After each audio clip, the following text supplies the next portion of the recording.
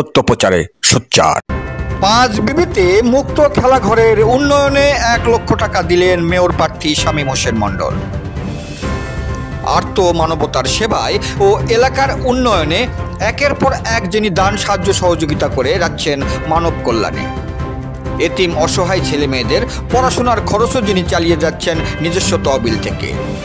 গরিবদের বিয়ে শাদিতেও যার অবদান উল্লেখযোগ্য, তিনি হচ্ছেন পাঁচবিবির কৃতি সন্তান, জয়পুরহাট জেলা ছাত্রদলের সাবেক সাংগঠনিক সম্পাদক ও পাঁচবিবি পৌরসভা নির্বাচনে মেয়র পদপ্রার্থী ছাত্রনেতা শামীম হোসেন মণ্ডল। আজ সোমবার বিকেলে পাঁচবিবি পৌরসভার মাতাস মঞ্জিল মহল্লার অর্ধ শতাব্দীর প্রাচীন ঐতিহ্যবাহী মুক্ত খেলাঘর ক্লাব পরিদর্শনে তিনি যান এবং ক্লাব কমিটির সভাপতি, সেক্রেটারি সহ উপদেষ্টা মণ্ডলীর সঙ্গে এক মত বিনিময়ে মিলিত হন। এ সময় তিনি খেলার সামগ্রী ক্রয় সহ ক্লাবের আভ্যন্তরীণ অবকাঠামোগত উন্নয়ন কল্পে তার ব্যক্তিগত তহবিল থেকে 1 লক্ষ টাকা অর্থ সহায়তা প্রদান করেন ক্লাব কমিটির সভাপতি জাহিদুল ইসলাম চৌধুরী সহ উপদেষ্টা মণ্ডলীর হাতে।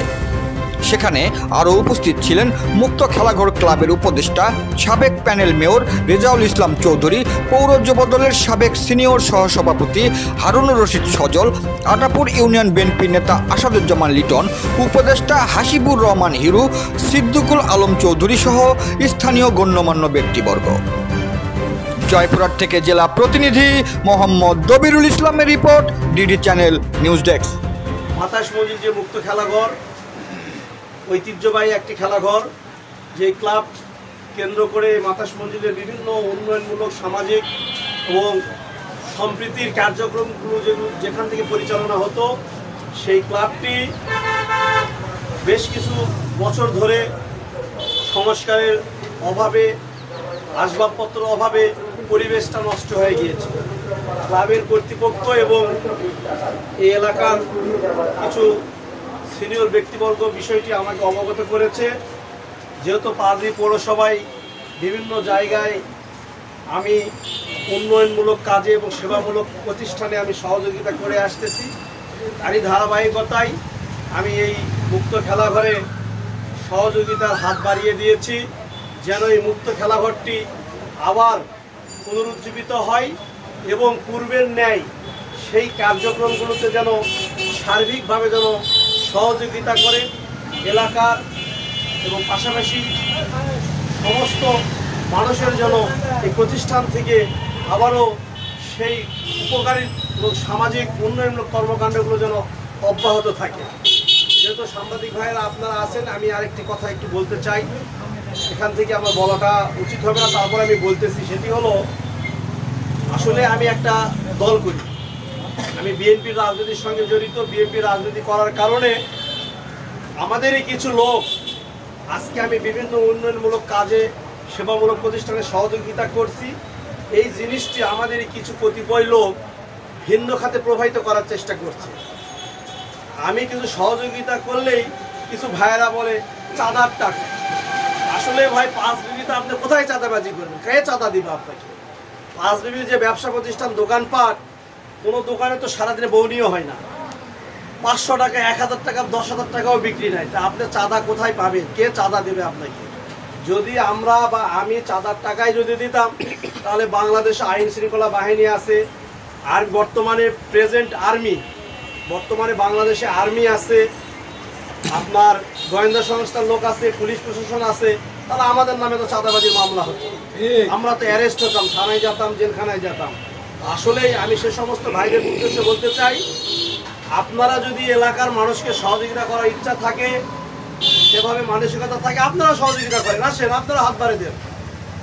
আপনারাও সামাজিক প্রতিষ্ঠানে আপনারা হাত বাড়িয়ে দেন, মসজিদে দেন, মন্দিরে দেন, ক্লাবে দেন, মানুষের পাশে দাঁড়ার চিকিৎসার কাজে দেন, মানুষকে সহযোগিতা করেন। আসেন না, কেন একজন দিচ্ছে সেটাকে আপনারা ভিন্নভাবে প্রবাহিত করার চেষ্টা করতে দেন না, আপনার চাঁদা তুলেই দেন।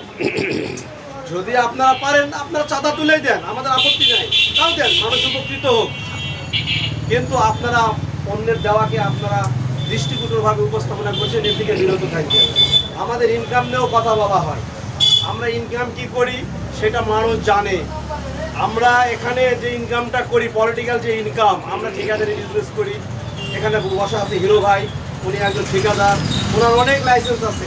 আমরা হিরো ভাইয়ের লাইসেন্সেই প্রায় পৌরসভাতে 8-10 কোটি টাকার কাজ করতেছি।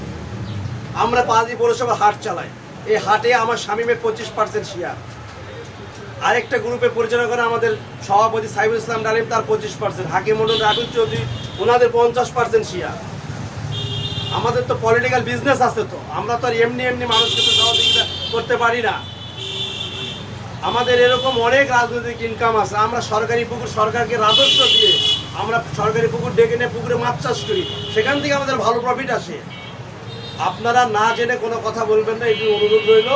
যদি সহযোগিতা করার কথা থাকে আপনারা আপনার পাশে দাঁড়ান, মানুষের পাশে দাঁড়ান, সহযোগিতা করেন, তাতে আমাদের কোনো আপত্তি নাই। অন্যের সহযোগিতাকে আপনারা দৃষ্টিকটুভাবে উপস্থাপন করার চেষ্টা থেকে বিরত থাকবেন।